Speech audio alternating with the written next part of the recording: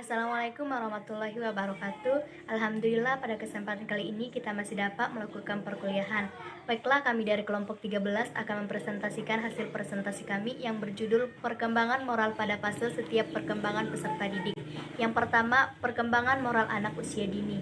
Pada usia anak-anak telah memiliki pola moral yang harus dilatih dan dipelajari dalam rangka mengembangkan moralitas.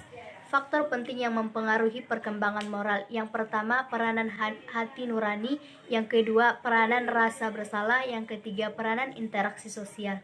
Konsep-konsep pengembangan moral anak usia dini. Yang pertama, perkembangan berperilaku yang baik. Yang kedua, mengembangkan kebiasaan berperilaku yang baik di sekolah.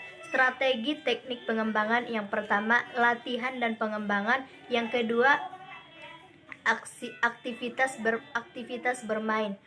Pengembangan nilai-nilai agama. Yang pertama, tingkat dongeng.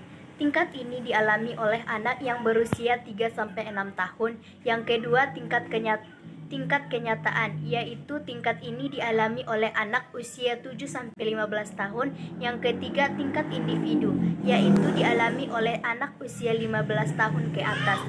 Sampai di sinilah hasil presentasi yang dapat saya sampaikan. Materi selanjutnya akan dilanjutkan oleh teman saya. Terima kasih. Assalamualaikum warahmatullahi wabarakatuh.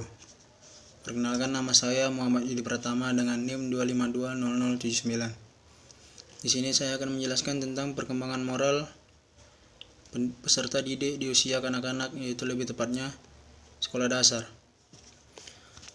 Pendidikan moral di sekolah dasar perlu dilaksanakan secara sungguh-sungguh untuk membangun generasi bangsa yang berkualitas. Tapi selain itu, moral juga sangat diutamakan dalam pendidikan, termasuk pada anak usia sekolah dasar. Tapi bisa kita lihat moral pada usia sekolah dasar tidak lagi sempit seperti pada awal masa kanak-kanak. Anak belajar bagaimana bertindak tanpa mengetahui kenapa melakukan hal tersebut.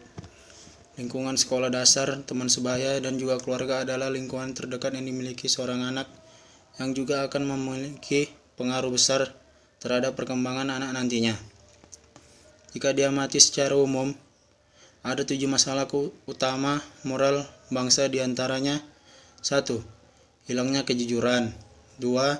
Hilangnya rasa tanggung jawab. 3. Tidak berpikir jauh ke depan. 4. Rendahnya disiplin. 5. Krisis kerjasama. 6. Krisis keadilan. Dan 7. Krisis kepedulian. Berikutnya ada tahap perkembangan moral. Tahap-tahap perkembangan moral ada 3, yaitu pertama, tingkat prakonvensional.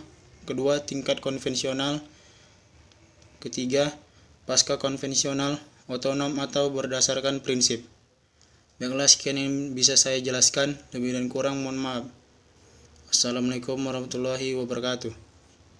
Assalamualaikum warahmatullahi wabarakatuh. Perkenalkan, nama saya Ibnu Halifah, NIM 2520087 dari kelas PTIK 2C dari kelompok 13. Baiklah, saya akan membacakan materi 3 tentang perkembangan moral peserta didik di usia remaja, SMP dan SMA. Masa remaja adalah masa bergejolaknya bermacam-macam perasaan yang terkadang-kadang bertentangan satu sama lain. Kondisi ini menyebabkan terjadinya perubahan emosi yang begitu cepat dalam diri remaja, seperti ketidakstabilan perasaan remaja kepada Tuhan atau agama. 1. Upaya-upaya sekolah dalam rangka mengembangkannya. A. Berusaha untuk bersikap hati-hati dan berperilaku, memahami kemampuan dan kelemahan dirinya. B. Meneliti dan mengkaji makna, tujuan dan ketulusan tentang jenis manusia seperti apa yang dia inginkan. C.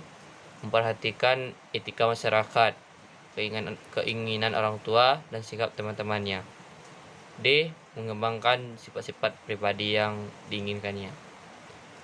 2. Perkembangan agama pada masa remaja.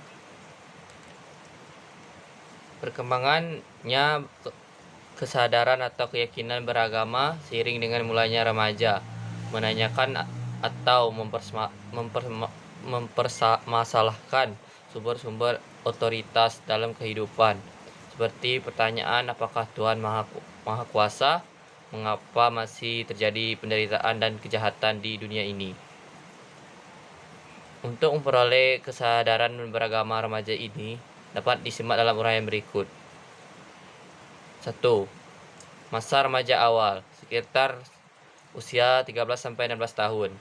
Pada masa ini terjadi perubahan jasmani yang cepat, sehingga memungkinkan terjadinya kegoncangan emosi, kecemasan dan kekhawatiran, bahkan kepercayaan agama yang telah tumbuh pada umur sebelumnya mungkin pula mengalami kegoncangan. 2. Masa remaja akhir, 17-21 tahun.